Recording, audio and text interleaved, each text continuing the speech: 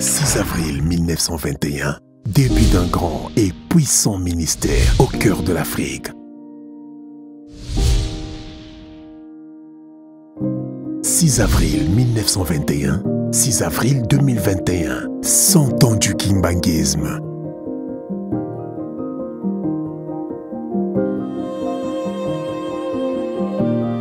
Cent ans de victoire pour le salut intégral de l'homme noir en particulier et de l'homme opprimé en général. Que vive le kimbanguisme! Que vive Papa Simo Kimbangu Kiangani!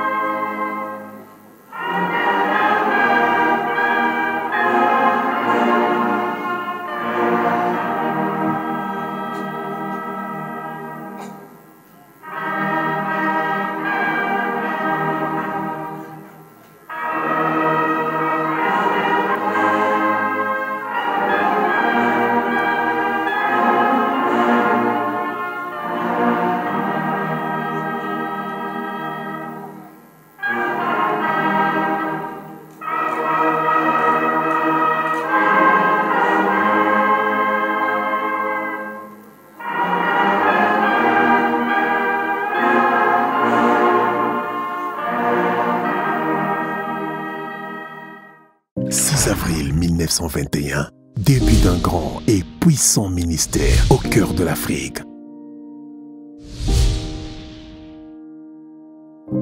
6 avril 1921, 6 avril 2021, 100 ans du kimbanguisme.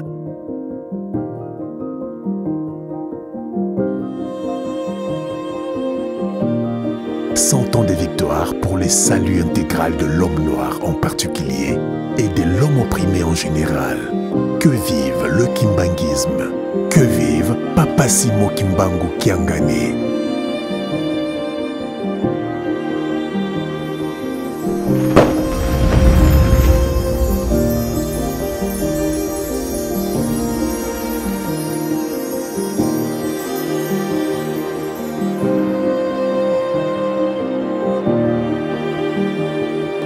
Na kombo ya tata mwana pe tata Molimo Santu batata na bamama toyaki na likambo monene oyo ya centenaire ya Église Kimbangiste. Mingi bazali kozela tangu tokozonga batu na kuna balobaki nini. Mokolo ya liboso ezalaki ndenge nini, ya mibale ezalaki ndenge nini, ya misato ezalaki ndenge nini, kino tokokoma na suka. Lelo ezali mokolo oyo ebongisami pona koyamba balandi, bakatekimen, batem, batu ya sika oyo babongwani. Na yango totangi mikanda, na ndenge tolandi lecture. Likambo ya Église Kimbangiste ezali likambo monene, likambo ya kokamwa. Soki ozali moponami te, oko comprendre yango te. Soki pe ozali na molimo ya Tata Nzambe te, oko comprendre likambo oyo te. Totangi mokanda ya Nzembo 126, tozwaki verset 5 na verset 6. Kuna elobeli biso nini? Liboso pasi, bisengo eyaka sima. Pasi ezalaka liboso, na sima ndebo sepeli. Bayebisi biso boye, tango tata to mama azwi mbeli to azwi kongo, akei na zamba na bilanga, amemi bambuma po ete akende kolona, azalaka na pasi na motema, azalaka na mawa, parfois eloko ya kolia ezate. Tango azali kokende na nzela, esengo ezali te. Tango azali kosala, esengo ezali te, aza koyoka pasi. Me mokolo akokende kobuka bambuma, mokolo akokende kopikola, mokolo akokende kozwa biloko, azonga na yango na ndako, abandi koyemba, abandi kosepela, akendaka na pasi, mokolo ya kolona, mokolo ya kobima, kozwa biloko po azonga na yango na ndako, azonga na yango na mboka. Mutu nyonso azwi milona, azalaka na esengo. Somme totangi elakisi biso ndenge wana, liboso pasi, bisengo eyaka sima. Nzambe akomonana na katikati ya mokili ya Afrika. Puna nde bikolo nyonso ya mokili mobimba, na bamindele na batu mwindu, bakosangana kuna pona kokumisa Tata Nzambe. Yesaya chapitre 19, kobanda na verset 19 tina 25, ezali koloba ndenge wana. Batata na bamama, lingomba po ekoma lelo na 100 ans, pasi ezalaki, soki bayebi yo ete ozali kimbangiste, omonani lukula mabe na yo eleki ya Satana, omonani lukula ozali ya koleka mabe na bandoki, omonani lukula ozali muyibi. Nzoka nde yango nde likambo ya kopesa kimia na mokili mobimba, yango nde likambo ya kobikisa milimo na biso. Totosa mibeko yango nde kokomisa biso, batu ya kimia, batu ya limemia, batu ya esengo, batu ya bomengo nyonso tokozwa yango a partir ya kobatela mibeko. Mokanda ya misato esika totangi histoire toyebi yango.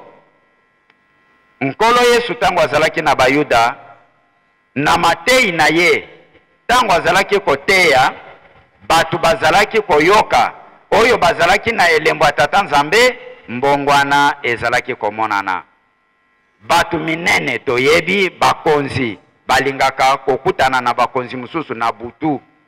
Nde oyo toyoki Nikodem azalaki mutu munene mufalisai pharisien oyo atangaki mingi mibeko asilisi mibeko 613 azwi medaille oyo bazalaki koyebela ke oyo mutu munene pharisien akei kokutana na Nkolo Yesu. Ayebisi Nkolo Yesu alobi kotala makambo oyo yo oza kosala elakisi ete ozali mutu te oyo kaka Nzambe mutu akoki kosala yango. Mayele oyo oza na yango misala oyo oza kosala mutu akoki kosala yango te kaka Nzambe mutu akoki kosala yango. Nde Nkolo Yesu ayebisi ye na verset 3 alobi Nikodem mutu soki alingi akota na nkembo ya Tata Nzambe abikisama il faut abotama mbala ya mibale. Kobotama mbala ya mibale.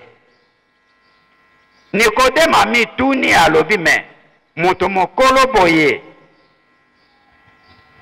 nakota lisusu na libumu ya mama babota ngai lisusu. Nkolo Yesu alobi te nalobi ndenge wana te. Kobotama na mai pe kobotama na molimo. Obotamaki deja na nzoto me botama lisusu na molimo. La purification.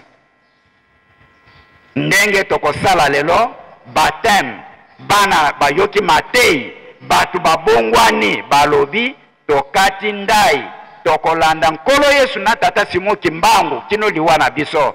Biso nyonso oyo tovandi awa bandimi ba fidèle kimbangiste tolekaki na nzela ya baptême na église kimbangiste. Tozwaki batisimo elakisi nini? Tondimaki kosalela Tata Nzambe Nkolo Yesu na Tata Molimo Mosantu. Makambu nyonso oyo ya kala ya bomutu ya bunzoto tolobaki adie ekoki komona na lisusu na kati na biso te. Lelo bandeko na biso baza kozwa baptême elakisi ete bakabwani bakati singa liaison na bango na Satan esili bakomi sikoyo na ngambo ya Tata Nzambe batambola na kati ya mibeko yango toye kokoma na mokanda oyo totangi ya Bakolinto ya liboso na chapitre 13 verset 11. Likambo oyo papa alobi yango mingi na Kinshasa. Papa Fumalongo Nzambe Molimo Mosantu na Kinshasa ayebisi biso boye.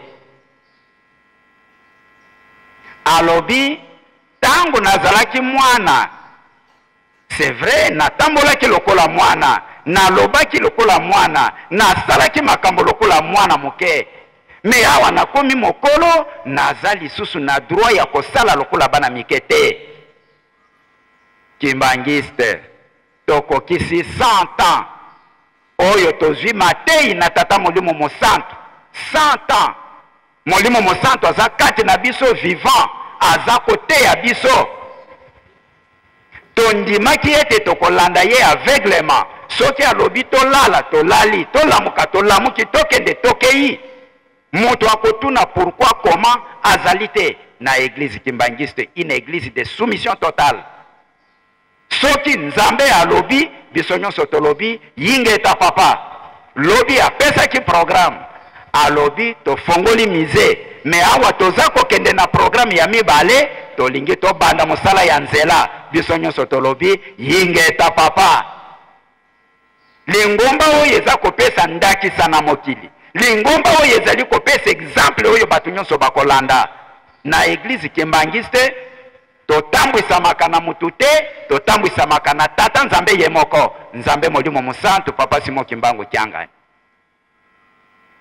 Nde ayebisi biso tango tozalaki bapakano toyebaki nzambe te, tosalaki makambo ya bunzoto, totambolaki lokula batu, tosalaki makambo esepelisaki nzambe te, wana nde bomwana.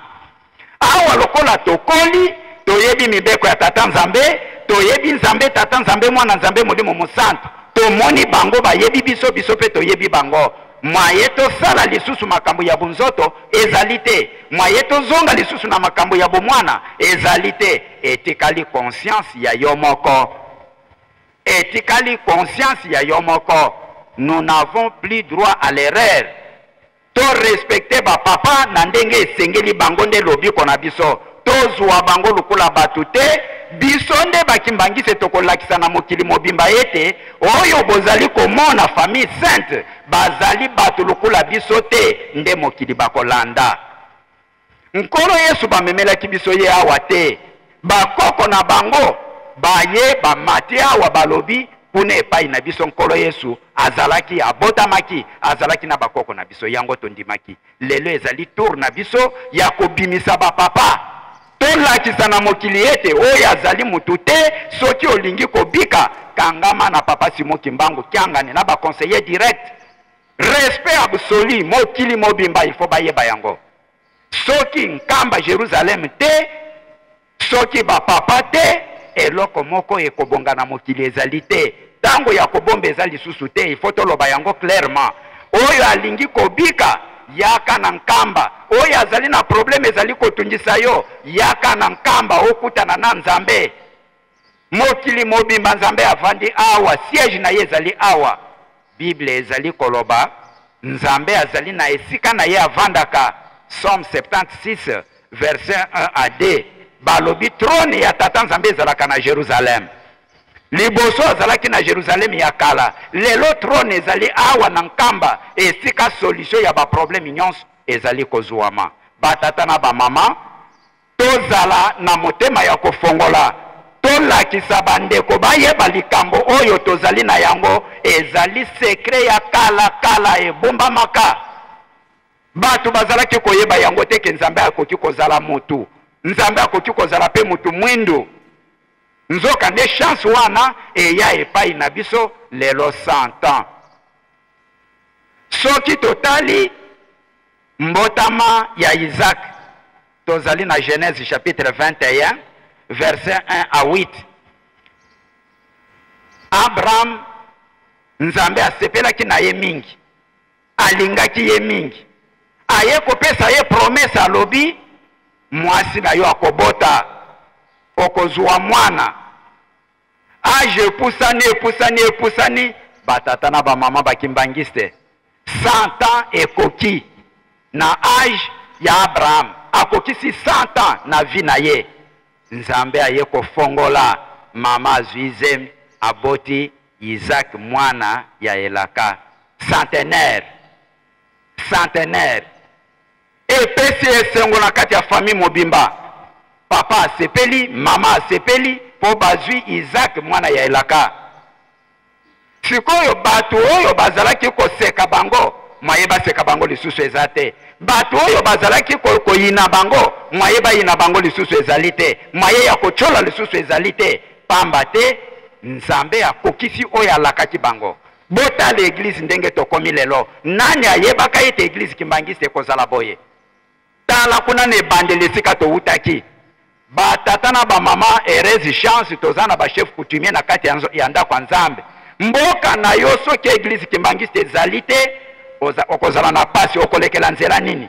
Bokende bobenga banganga nzambe bafongola mangomba na bamboka na bino. Nzela mususu ezali te. Soki bolingi kimia ekota na mokili na bino, bopesa mabele na église kimbangiste, batonga, babongisa. Lobiko ezali kaka na papa Simon Kimbangu kiangani. Famille sainte, royaume céleste utaki likolo ekiti awa na nkamba. Yango bomoni, na kati ya Bible bayebisi biso ete, kuna na Jerusalem nde bikolo ya mokili mobimba ekokende kosangana kuna pona kokumisa tata nzambe, pona koluka solution ya ba problème na bango. Botala nano ba église nyonso ya mokili mobimba, kote nini bokokuta batu boye, ba pays nyonso ezali représenter awa, ba tribu nyonso ezali représenter awa. awa mutu afutelaka ndako te, mutu asombaka eloko ya kolia te na ba place ya kolia. Nzambe afongoli maboko, ndimela ye kotisa papa Simon Kimbangu na motema na yo ke yende lobiko na ngai okobika. Likambo oyo tokende toteya yango bandeko na biso oyo nano bayebi makambo eglise Kimbangiste te, oyo nano bayebi sango malamu ya tata Simon Kimbangu te, toyebisa bango ete Nzambe Molimo Mosantu aya kati na biso, na Nzambe tata na Nzambe mwana na Nzambe Molimo Mosantu bazali na RDC awa na nkamba Jerusalem. Soki ozali na likambo yaka okozwa solution ya problème na yo. Liboso ezalaki pasi, lelo ekomi esengo. Tomi pesa na makambo nyonso oyo bapapa bazali kotinda biso, nde lobiko ya mokili mobimba. Tokozala lisu na bitumba te, tokozala na koswana te, tokozala na kobunda te, pamba te, Nzambe mutu aza kotambwisa biso. Yango nde likambo tokokende na yango, na kombo ya tata mwana pe tata Molimo Mosantu. Amen. Prions. Notre Père qui es aux cieux, que ton nom soit sanctifié, que ton règne vienne, que ta volonté soit faite comme au ciel.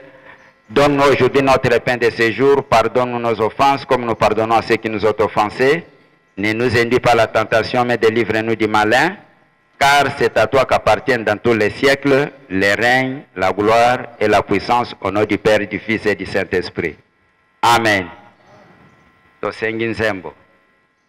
Uyalembiza ya makinzambi kwenda kakaya yelenge kansimuna lumbukina yawawana yempuluzi anzola Yesu nzola Yesu nzola Yesu yakeleka nzola Yesu nzola Yesu nzola Yesu yakeleka nzola Yesu nzola Yesu nzola Yesu yakeleka nzola Yesu nzola Yesu nzola Yesu yakeleka nzola Yesu nzola Yesu nzola Yesu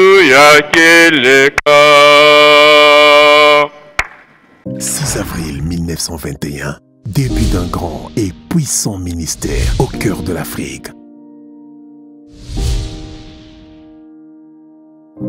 6 avril 1921, 6 avril 2021, 100 ans du kimbanguisme.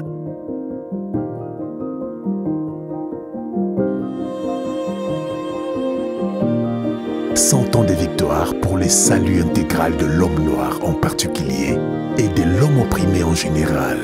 Que vive le kimbanguisme. Que vive Papa Simon Kimbangu Kiangani.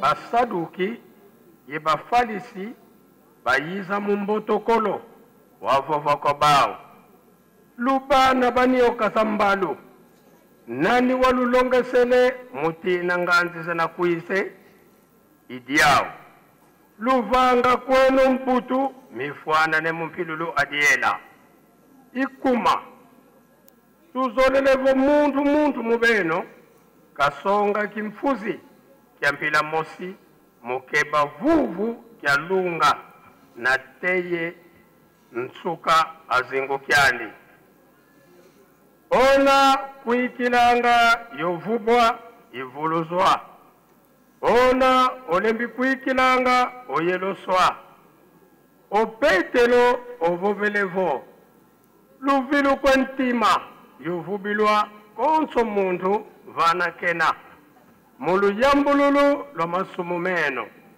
lwa tambululu kawu lwa mwanda velela owawu adiyei edingalele elama wasuku lwa masumu yetatila enkumbwandi tusamba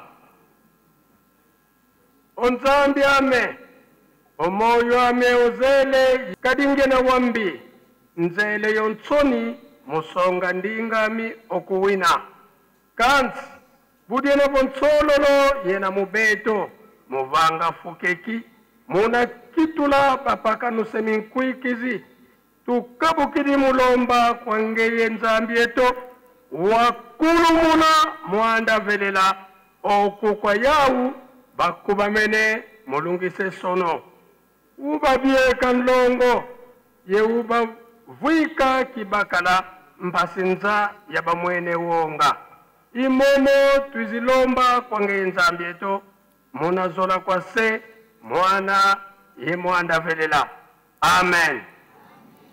Empunzi ame ensanga ame muna ndambululu aku kuna kwa nzambi yelukwikulu muna mfumo wetu Yesu Kristo ikutambula munkumbwa se ye mwana ye mwanda velela amen.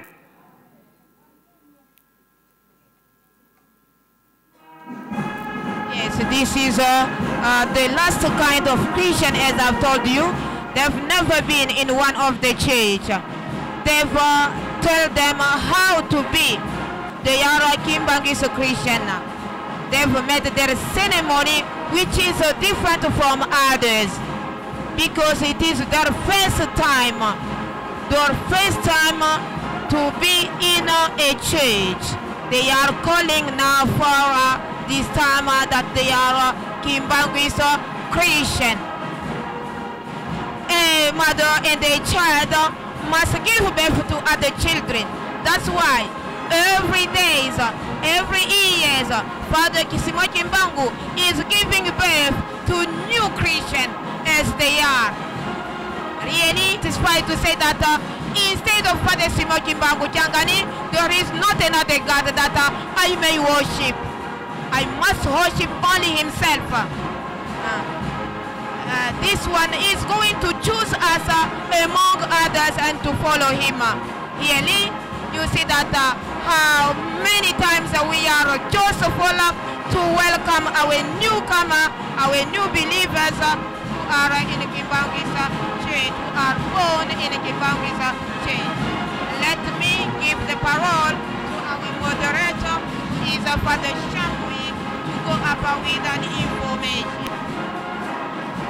Merci, Maman Astrid, cher genre de Dieu qui a dans notre pays. Ce personnage des Balandi. Il y a dans la deuxième catégorie, ce sont les Sekoki. Ceux-là qui prient déjà dans d'autres assemblées, mais qui sont venus. Lelo ezali kosalama na molimo. Yangwana biso tokochaka loboko ezali ya maite. Do batemi ya solo ya tango yo ndenge yango etangami na mukanda nzambe Romain batangeli biso ezali ya Saint-Esprit. Batemi ya Saint-Esprit ezali ya kocha loboko ya kopesa mutu molimo santu kasi ezali ya maite. Na molimo donc ezali ya mai lisusu te pana biso. Botondi mingi révérend ndenge otiko limbola malamu toloba ete batisimo ya malamu eza kombo ya tata mwana pe molimo mosantu. Na bongo balandi ba radio télévision Kimbangiste mondimi o azalaki na lingomba mususu aye kokota na lingomba o ya biso, c'est-à-dire esika ya utaki azwaki baptême. Na tango azwi baptême alobi amoni ete nzela ona landaki ezali yango te na kai kokota na lingomba ya papa Simo Kimbangu nde mutu wana tokobengaka sekoki, c'est-à-dire mutu a changé ba conviction religieuse na ye. Tulombele kwa papa évangéliste parce que nous manouzi tatamana bokila nkumbu za balani. Tosengi suite ya cité sainte o batikali boleka liboso ba nzambe. Mondimi o azwa déjà baptême depuis kala na kati na yamba ya Kimbangisi na église Kimbangisi kasi akoyaki na mibeko.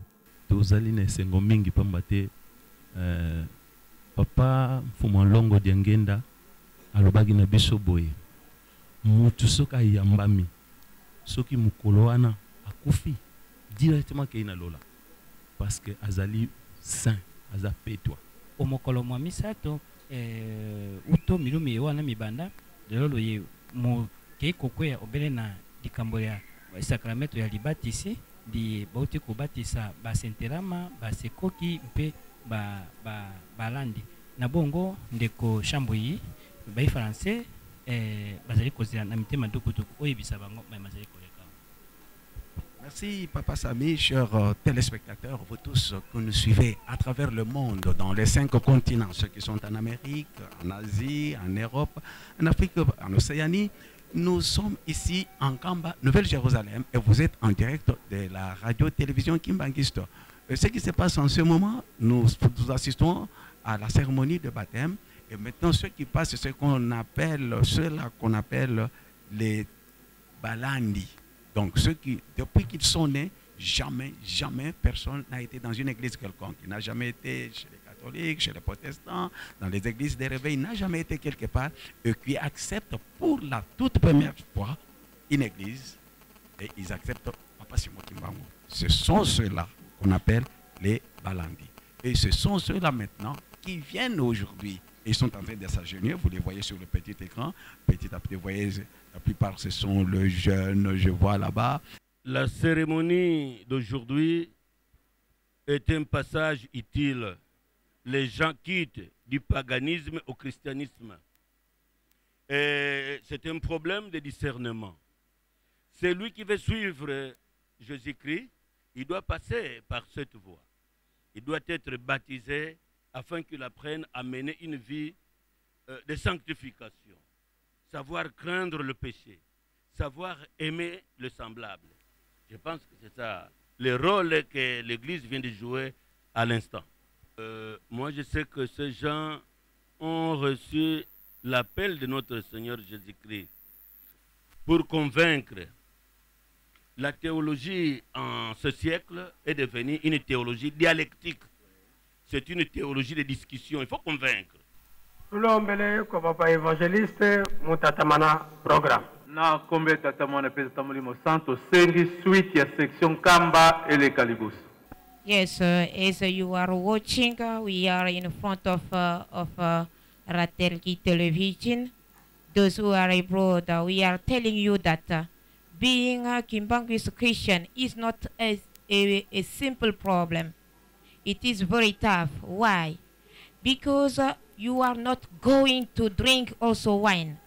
You will not be among youth doing whatever you want. You are obliged to be recommended by your commandment of Father Simon Kimbangu Changani. That's why, if really you have become a Kimbanguist Christian, you must clap your hands. Here we are in front of those who have become new believers in Kimbanguist Christian. They have never been in one of the church. They have believed that really Father Simon Kimbangu is the only Holy Spirit. Black men was denied, but for the time being, since the 6th April, we have in our ears noticing that Father Simon Kimbangu has told us that Saint-Elemi bazali 586. Ba oba uti mango mususu to bengi basekoki bazali 65. Oyelo soa. Opetelo ovovelevo. Luvilo kwentima. Yovubilwa konso muntu vanakena. Mulu yambululu lo masumumeno. Lwatambulo lukawu lwa mwanda velela. Owawu adiye dingalele elama wasukulo masumu yetatila enkumbwandi tusamba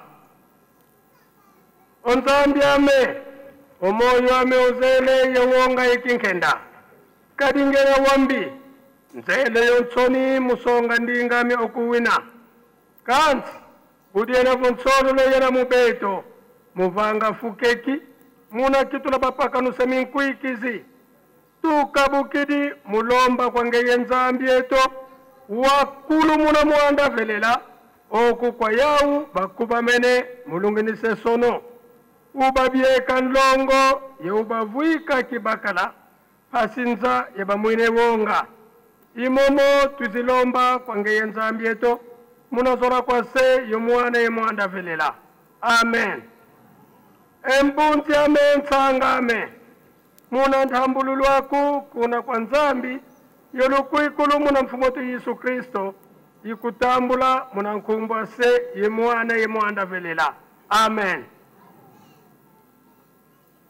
Vous n'êtes pas délaissé, vous êtes entre les mains de Sansa Oudialongana pour...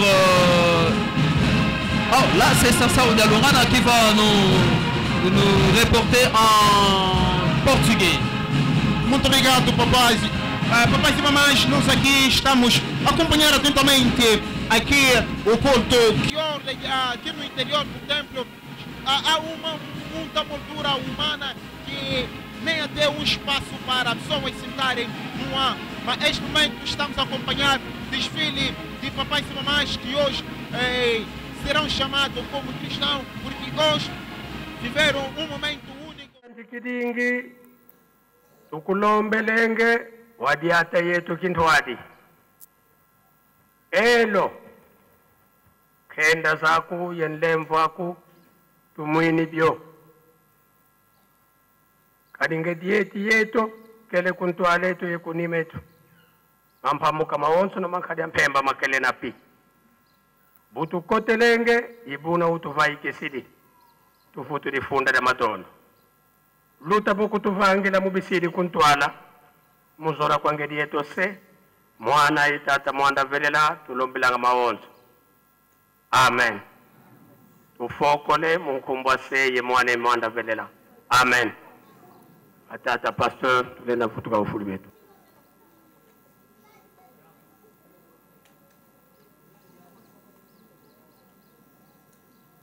Mabwa chindele uchungu hanji uchikowa ka mabayo mutuna hanji kumana kuitanga chizi mweni kata zambi shipetu santa tasimuliki mbangu kiangani atulizanga kuli hanji mu chikunguluye chitwa twa wana hanji chimu chirika chitwa ringiyamo cha chitwa kuzengango chako cha kutambula atu ni kupapachisa cha kwena kuzetata twamona atu wanje za papachisa atu wanje wazeza zima hanji mwikunguluye yakacheka anji hanjaza akonekena hanji milonga yo yize nakarenga kwena kuze hanji ku aza nakakatuka mikungulu yakacheka nezi mikungulu cha yetwe kali 13 ni kama nake ni ato asambano aze akatuka mu ikungulu yakacheka iza mikungulu cha yetwe aze hanja konekena milonga yo kali 10 asambano ni ato awana hanji waze papachisa tangu leo papachisa azi kakabuye hanja kwa kufuria na kombo ya tata mwana kutata mulimo santu miso na biso ezali komona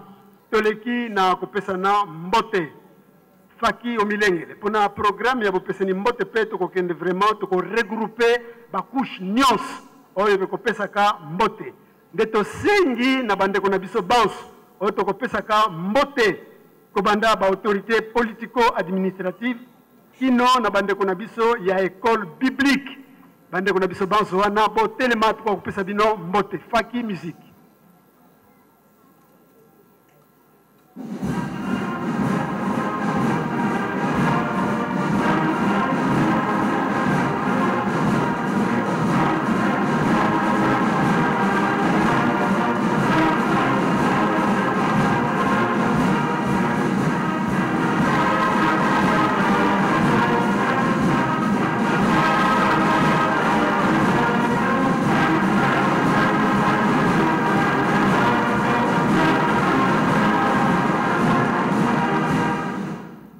Sama bongo topesa bandeko na biso mbote ya esengo na kombo misatu ya bule na kombo ya tata ya mwana et tata mulimo santu. Merci beaucoup Kina Biloko Fanda. Comme nous pouvons le constater, nous le constatons pertinemment bien, les invités de sa divinité Papa Simo Kimbangu Kiangani affluent toujours à Nkamba, fiers de rehausser de leur présence aux festivités marquant aux festivités du 6 avril 2021. Avec votre clémence, nous allons les saluer en nous basant sur les listes en notre possession. Ainsi, nous demandons au magistrat Kiboué Miter, conseiller d'État en provenance de Kinshasa, de bien vouloir se lever pour que nous les saluions. Nous demandons également à l'honorable Rufin Kisilou, député provincial en provenance de Matadi, de se lever pour que nous le saluions. Mêmement pour l'honorable Junior Mukwara, conseiller du gouverneur provincial en provenance de Kwilu au Bandundu de se lever pour que nous le saluions. Nous demandons au révérend Kinime, aumônier en chef des FARDC, de se lever pour que nous le saluions ensemble avec toute sa suite. Nous demandons au révérend Kalonji, aumônier en chef de la police nationale congolaise, de se lever pour que nous le saluions ensemble avec sa suite. Et nous demandons aux chefs coutumiers, tous, de bien vouloir se lever pour que nous les saluions. Faki, veuillez les accueillir.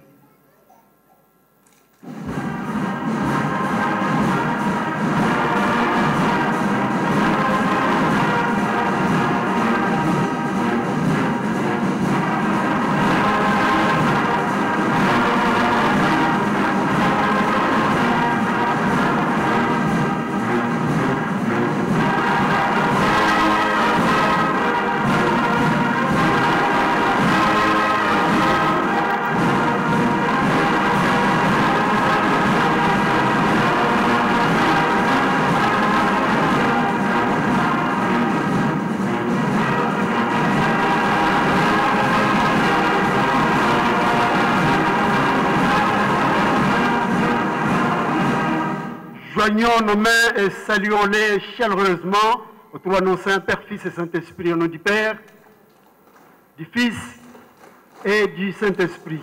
Veuillez vous asseoir, je vous en prie. Et du côté des autorités académiques, nous avons reçu les témoignages, les invitations des éminents professeurs dont les noms suivent et à qui nous allons demander de bien vouloir se lever pour que nous les saluions.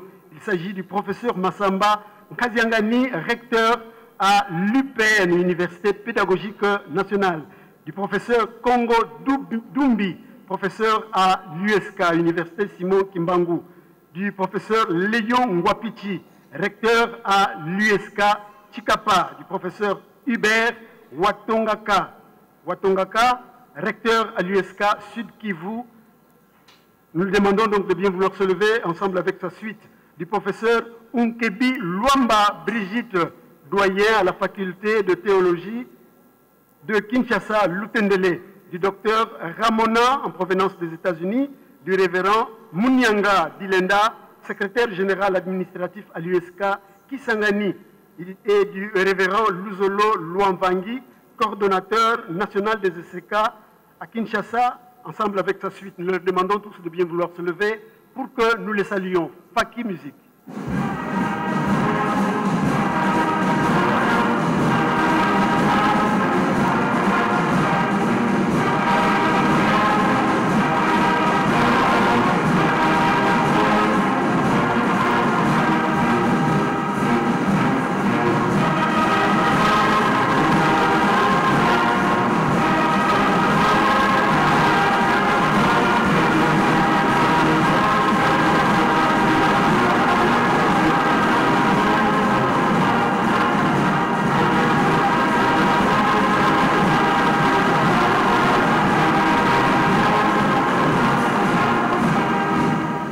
Fidèles à nos justes coutumes, joignons nos mains pour les saluer et saluons-les chaleureusement aux trois noms saints, Père, Fils et Saint-Esprit. Au nom du Père, du Fils et du Saint-Esprit. Je vais vous asseoir, je vous en prie. Nous demandons au révérend apôtre Jérémie Diambou, représentant légal de la mission prophétique internationale, les dons du ciel et sa suite de bien vouloir se lever pour que nous les saluions. Nous demandons également aux différents représentants des confessions religieuses de bien vouloir se lever pour que nous le saluions. Il s'agit de l'Église catholique, protestante, musulmane et tous les groupes de réveil. Et Mbeve en Longo, Fluki Musique.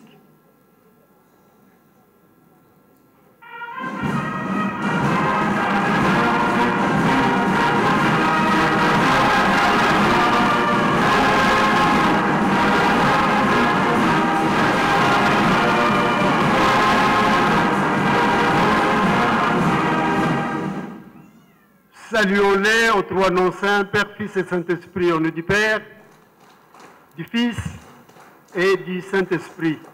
Je vais vous asseoir, je vous en prie. Nous avons la famille du feu président Mobutu qui vient de faire son entrée imminente ici au temple. Et nous demandons aux membres de la famille de l'illustre cité de bien vouloir se lever pour que nous les saluions. Et nous présentons également nos sincères excuses à tous ceux qui, par mégarde ou omission de notre part, et qui n'ont pas eu l'honneur d'être cités expressement, de bien vouloir se lever pour que nous les saluions. Faki, musique.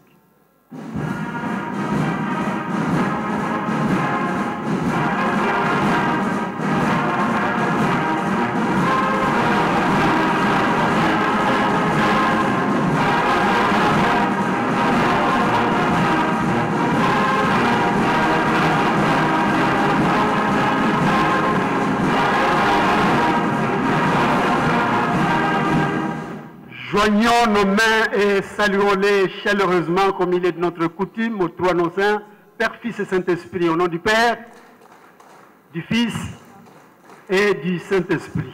Je vais vous asseoir, je vous en prie, pendant que Soukissa, Tokomina Mbote Yasuka, Mbote Yabambuta Nabiso, Tosengi Nabambuta Nabiso, membre des collèges exécutifs Yabamboka Nyons, Sikanyon Soubozambo Telema, P. Oyamboka Nkamba, Faki, musique.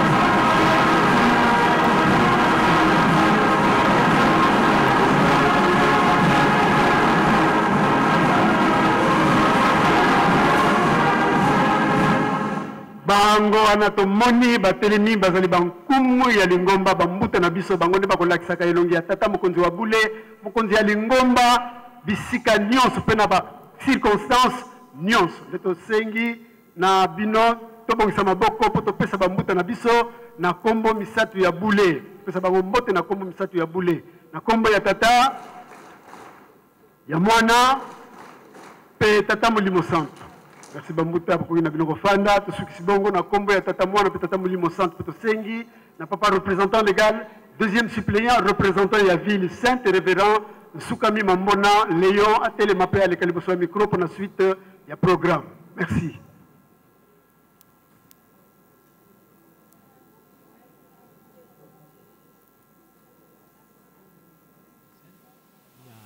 Le secrétaire qui est passé pour le communiqué et la salutation, et il vient le tour du représentant de la ville de Sainte. Le révérend, lui, à son tour, va prendre la parole pour saluer o kombo ya nzambe tata mwana pe tata molimo santo tolandi matei oyo mauti kopesamela biso na mokolo mwa lelo biso nyonso malamu tobomba tosalela po ete mokolo wana ya suka toko kozwa lobiki mabondeli mabondeli mabondeli ya makasi yango ezali litinda ya tata molimo santo nzela mosusu ya kolongisa biso ezali te soki tokangami na mabondeli te mabondeli ya bangonga totika te mabondeli ya tongo soirée spirituelle babeko mpe basacrifice tolemba te yango nde ekolongisa biso misala biso nyonso toyebi ete makambo mibale ya minene toyelaka na Yerusalemi mabondeli mpe misala biso nyonso tozali banzeleneke tomoni ndenge bachantier efongwami ya mingi alors ya mingi mpona botongi Yerusalemi kobanda chantier na biso oyo ya musée Papa Simon Kimbangu na bachantier mosusu malamu biso nyonso ndenge tozali nano awa ya kokoka tosala misala oyo ekomonana pour que tata na biso amona que c'est vrai toyaki kopesa bango maboko na botongi Yerusalemi tozala na botosi ya mbanza botosi ya Yerusalemi mibeko ya Yerusalemi biso nyonso toyebi yango toyebi ete na Yerusalemi totiaka makelele te et surtout na Yerusalemi masasi ekoki kobeta te kasi tozwi bajoue oyo ezali kosymbolize lokola bazokobeta masasi tozali kosalela totika esaleli wana totosa Yerusalemi na mibeko nango ba papa pasteur pe ba papa selo ba mama pasteur pe ba mama selo tobosana te lelo tokozonga lisusu na beko mpona problème etali elambo ya lobi programme tokosalela soki eko permettre na ngonga tangu tokobima libanda papa mokonzi ya bule akozwa honneur na ye pe défilé d'honneur na bandeko na biso ba surveillant sima ya défilé d'honneur soki ngonga eko permettre biso tokozala na mwa ntinsani ya rapide tolobi bien soki ngonga eko permettre biso nde toleki na bopesani mbote na kombo ya tata ya mwana pe ya tata Molimo Santo tosengi na papa directeur du cabinet place nyonso yo ozali na bandeko na biso nyonso oyo bakosalelaka na cabinet ya tata mokonzi ya bule bokoka kotelema biso bandeko na bino ya lingomba topesa bino mbote faki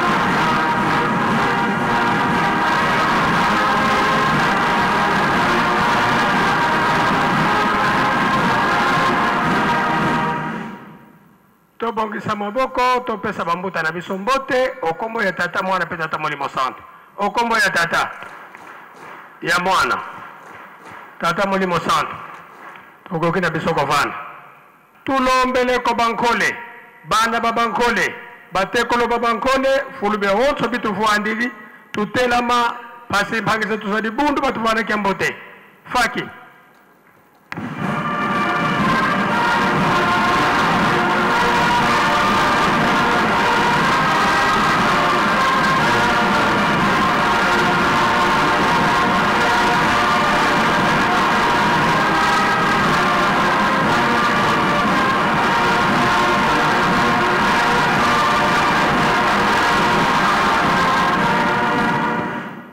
tukubika moko tovana moni mempasi mbote munkumbo se ye mwana tata mwana velela munkumbo se ye mwana ye tata mwana velela tuena ye ngudi eto ba ubakalanga bimpofila beto ko batata lwengisi yena tulombele ko mama paso tutela mana beto bana to kufana kembote faki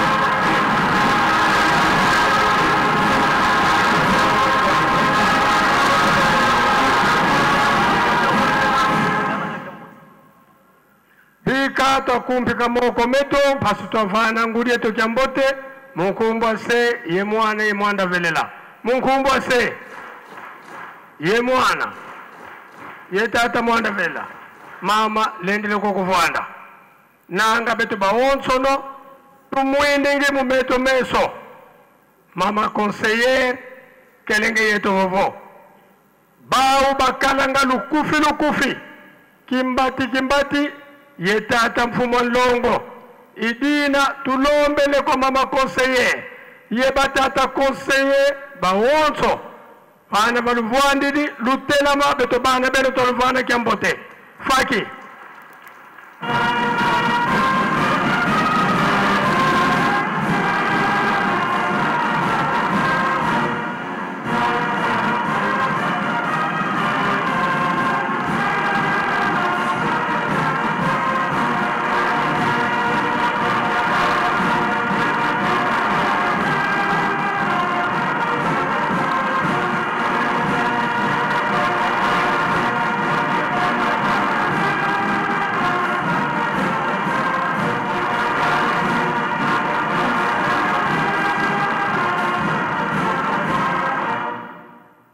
bika twakumpika moko meto pasi tovana batata eba mama lwengi sikya mbote munkumbo se ye mwana tata mwanda velela munkumbo se ye mwana ye tata mwanda velela tulendele kutovana tulwe kiva kikada kyansuka twena ye sedieto tata mwanda velela tata mfumo longo mfumo dibundu ntino yenge ntino mintino nsemya zulu ye ntoto wena yetu kindwani dina tulombele kwa sedieto tata mwanda velela paso tutela mana betu banto kuvana kyambote faki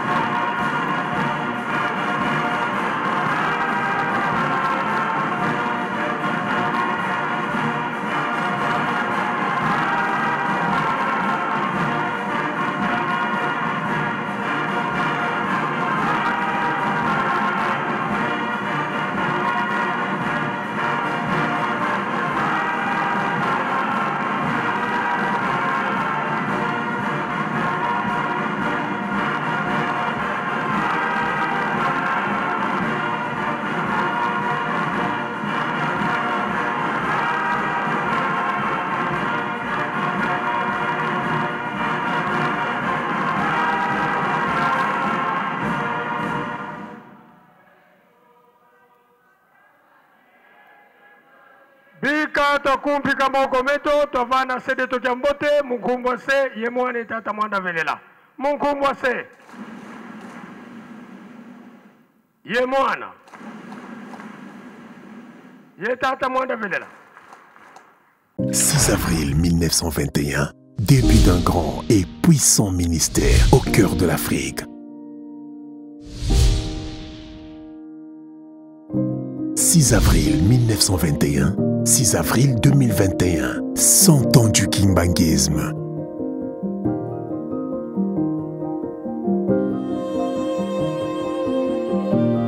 Cent ans de victoire pour le salut intégral de l'homme noir en particulier et de l'homme opprimé en général.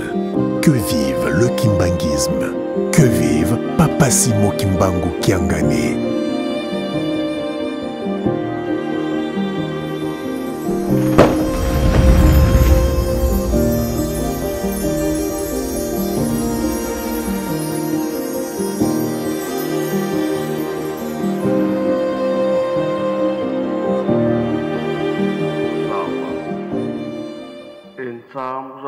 Yesu Kristo yezola kwa nzambi wa siditu yeuntoa dia mwanda velela bika wakalanga yetu tuka kwa yelevu seye mwane mwanda velela.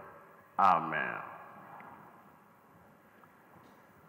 Nakomba tata mwana pe tata molimo santo tolandaki matei na biso tata pasteur mutatei biso abandelaki na banzembo ya bayuda akena mibeko mikandana ya suka toyokaki tobomba tosalela mpona mokolo wana tobika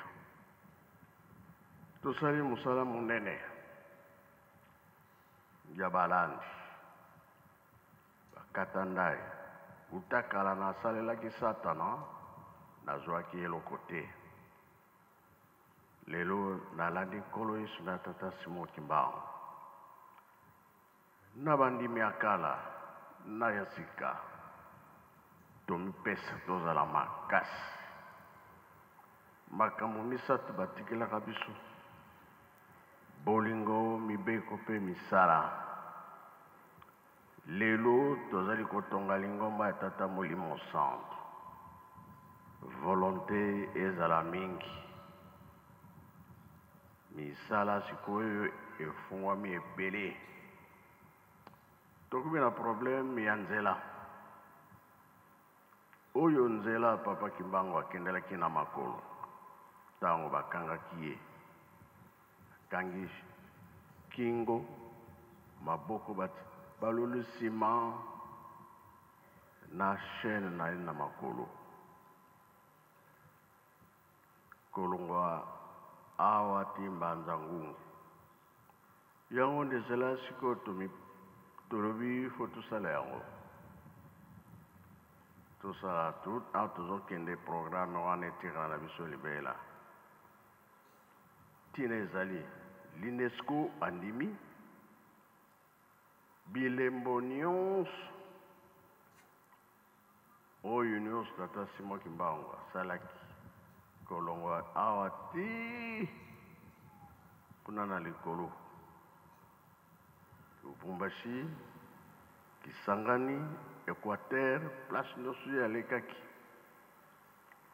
ye moko leta alobi tokoyokana na biso bana ya tata Simon Kimbangu na ntango ezali ke bato balingi batambola fo tokokisa makambo nyonso ezala bien awa deesi tobandaki misala wana nde yango wana bandimi tolobi mosala ezali mingi tokotala likambo ya nzela tokotala likambo ya aéroport fo tobongisa yango makasi tondimaki te petit porteur ekomaki wa 4 soki 5 monike makambo ebandi ezotalela biso mpo na mise tosilisi me likambo etikali na biso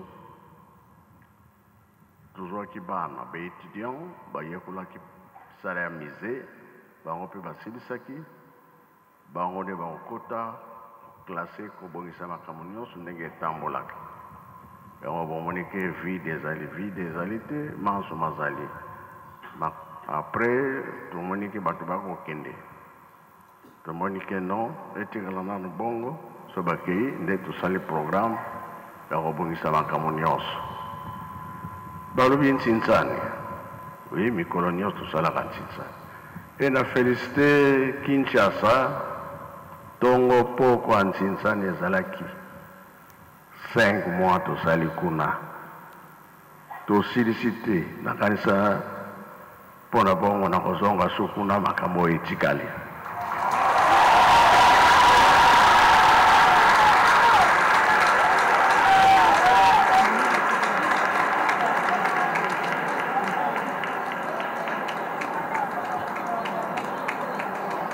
nga nayebi crise ezali mais surtout olobi kaka boboye namoni libulu na ngai ya ntsinsani kuna na Kinshasa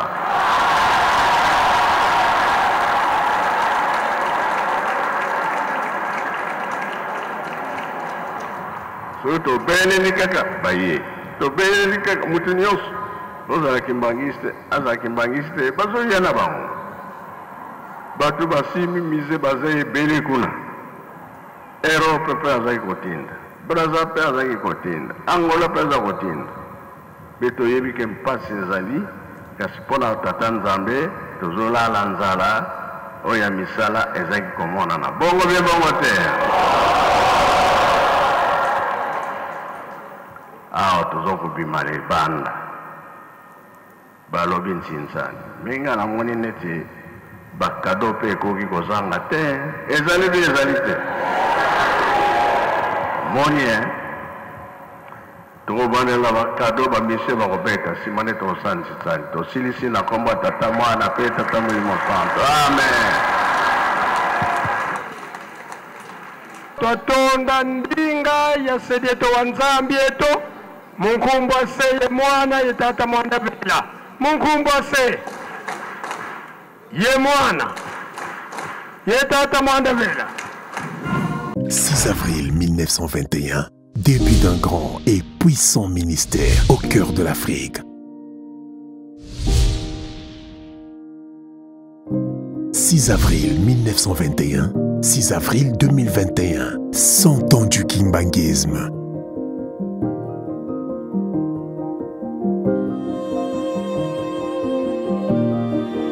Ans de victoire pour le salut intégral de l'homme noir en particulier et de l'homme opprimé en général. Que vive le kimbanguisme.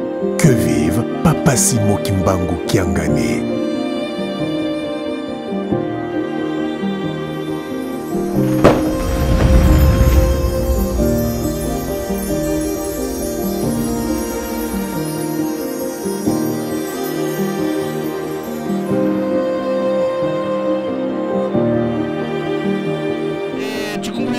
ha chihunda cha santu tata Simoni Kimbangu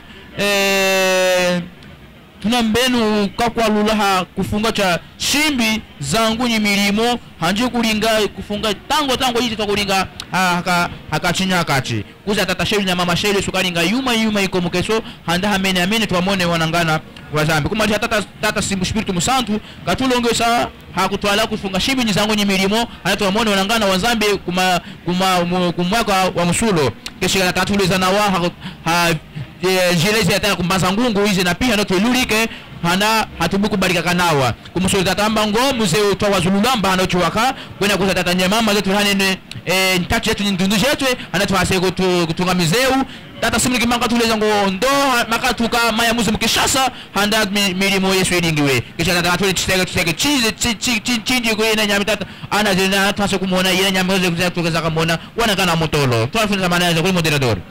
People from Kinshasa were available to give him something to build this road.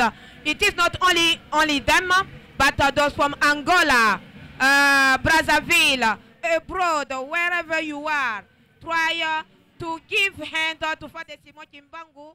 Papa Évariste Kabea, papa a dit, nous devons travailler pour la construction de notre église. Les gens qui sont au Kasaï, les deux Kasaï, Chikapa, partout là. Lorsqu'on parle de travailler, donner l'argent pour la construction, qu'est-ce que vous pouvez dire à nos frères qui sont dans le deux Kasaï? Yo tatu jani momuni balonji ba kajomba ka radio television Kimbangiste tuji tunu vision bana bambujima yo balengele kana ngamalonjo shinga nenu bonsu bajibetulonda kumyabe myantengu yonsu ya mistoko ya bulobo bwetu tunu vision mfumwa chijila tatu Simoni Kimbangu kyangani ye yawo patuka mu chitanda ani munzu mwanzambi bakupatuka ipambele nojunu muna mudi wende wela bana bende myoyo mudi wende usankisha bana bende momune tetu postu jini sanga jabungu bantu bakapakwane banyanga kashimalu anzambi mabeja we mudi filgu nzambi kwenu usamba kabitito kwenu pete jisama jijumbu gele kum ngeni ya bantu bena menji mapi nzambi wakutuambeleni tulongolole njila eu wa mwabu votatu Simoni Kimbangu mwenda kane njila wa makasa wetu aje kunkamba toni kumpate kumuni kilometri yende makumiana ai bembe tukapa maine mudi muji tatu mulongolole bwane musangwe utu tubwele bwane tuwaje kumvuisha ababonsu kati patulonda kati kwa bana bakana bana bambushimani wabalengele nyabu yonsu londa kumwapulu wa bankambu mwapulu wa msheme mwapulu wa bajeli basantu mekalba maine a dit que a promis de rentrer encore à Kinshasa malgré les 5 mois qu'il a passé là-bas depuis le mois de novembre jusqu'au... Qu'est-ce que vous dites aux Kinois parce que papa a promis d'y rentrer? Matondi mingi ndeko jani bandeko balandi ya radio television Kimbangiste bipa biso bazali kolanda biso surtout na kolomini na bana ngumba Kinshasa o bazali kolanda biso na kanisa bolani maloba ya tata mokonza bule ya yebisete Kinshasa a tondi bino botondi na mosana monene oyo bosali pe ya yebisete akozonga na Kinshasa pour tina ya kokoba misala miye pepe na sata mitano papa Simoni Kimbangu asali omboka kamba yem omboka Kinshasa ya solo misala mibunani papate Simoni Kimbangu kei mbangu penzana lolenge akili kumanya kasi bolo bakosa kasi Kimbangu kama ni wana asai na kuzambe kakukomi na banda to tribune pai wapi makabu pesa kasi ya tengeli azwa no kumuro yero kukia yeye ambaye kumona ka MS Kimbangu wana basi penepene kwete na pesa yeye kumona yeye.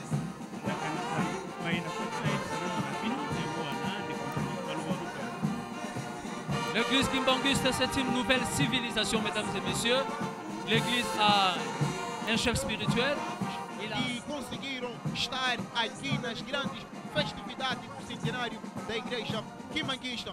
A igreja Kimbangista celebra os 100 anos. Acabamos assim de ver Papa Simoni Kimbangu saindo daqui do interior do templo, foi assim na tribuna de honra, onde vai acompanhar, vamos aqui assim acompanhar os fiscais fazendo a honra que é dada à nossa eminência, Papá Simone Kimbangu Kiangani. Papá e mamães, aqui todo mundo está expectante, vamos assim acompanhar o momento. L'heure est arrivée où... Les urnes d'honneur à mon commandement. Attention, bataillon d'honneur. Gardez à vous. Musique. En avant, marche.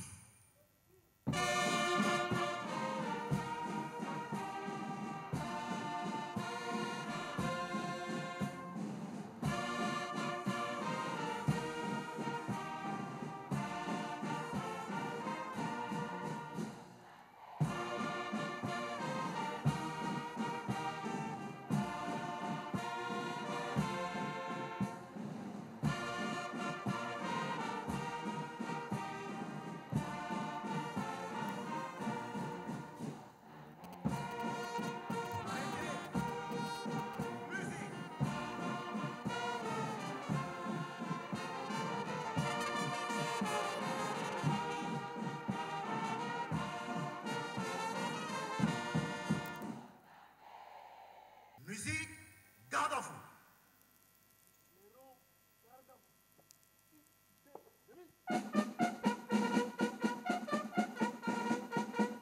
En place, Paul.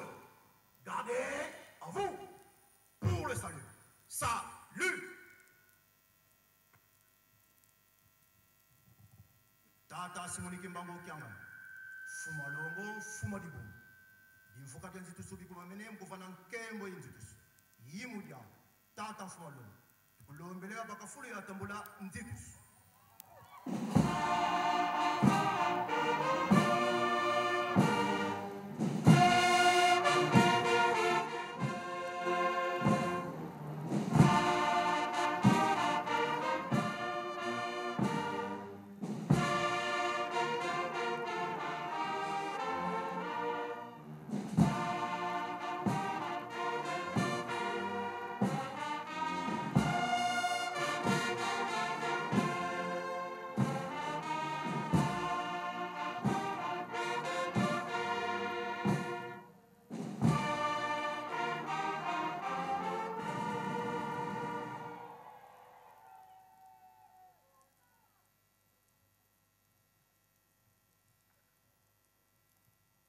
Mpungi andi tusukwatata fumalo.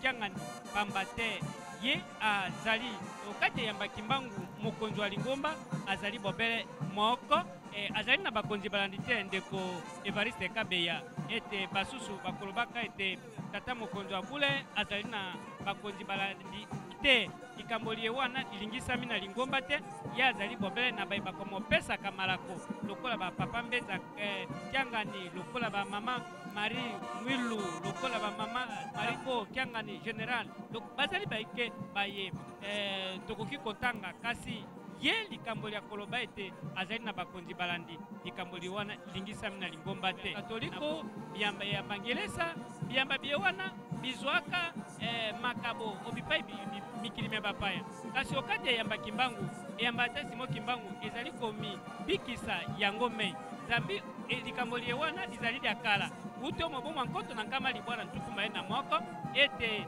tata simo kimbangu yeme mpaka ya bakangami oeleko bazalaki komosambisa na bulamatali ba mwanoko bamotunaka ete yo simo kimbangu mbotama ya Congo Central yo ozali kotuta tolo ete kokela lingomba yo ozali na misolo kasi ndeko zani lukau eyano ya ye ezalaki epai na bulamatali ba banoko ete misolo miangai bato na bongo uto eleko yo wana talaka eyamba ata simo kimbangu ezali kotongama na moi zambi bandimi bandimela tata simo kimbangu bandima kobila tata simo kimbangu bazali kotonga eyamba ewana na bokasi bango mei zambi totalaki molulu mwa makabo awa yambo tokoba na milulu misusu ete makabo ezali lolenge pe eyamba ata simo kimbangu bako lukaka mwa amenya mwa mpata po ete bakoka kosangisa misolo miyewana mpona bakoka kotonga lingomba ezali kobika omokili ezali kotongama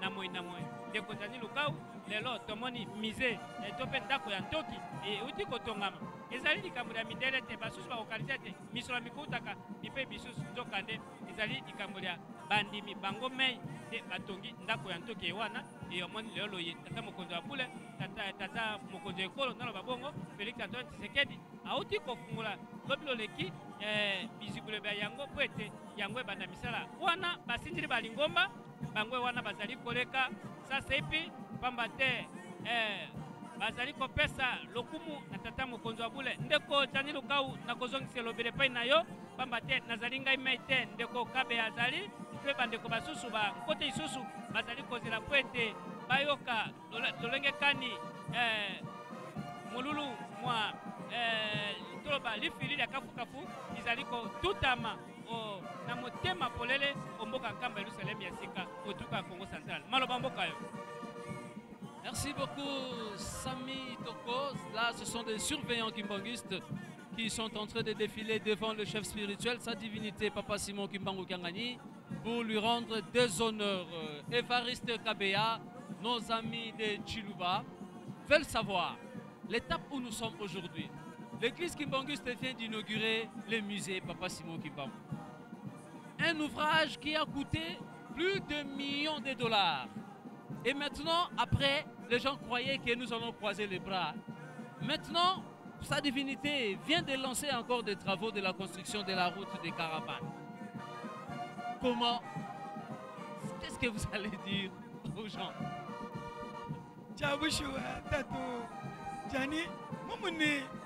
balonji bakajomba kafatututene tonumvuisha walukubomukubomu nuikele nufulukane bana batatu Simon Kimbangu bajipeshe mumujimu mujimu wa mize muje tatu jani mumukulkwela nukongo mujimu wa mize mumwaji kushikato kadi washika walu mfumu wajitungu wakulo bakamuji kadi mfumu wachishile tatu Simon Kimbangu yangani wakola kapiti lubila wani mbimpe tweshini tolonde mijimu ya kukangula njila euva tatu Simon Kimbangu mwenda kane pachikondo cha kale kupito ajiku nkamba toni kumbanza mungu kilometre makumia nai mijim tulongolola wela kabudimbo kadi malaba mfumwe wachilo fumwele lubi ni kumika mikwa misangu Boche bakale ekosimba te Boche bakale ekosimba te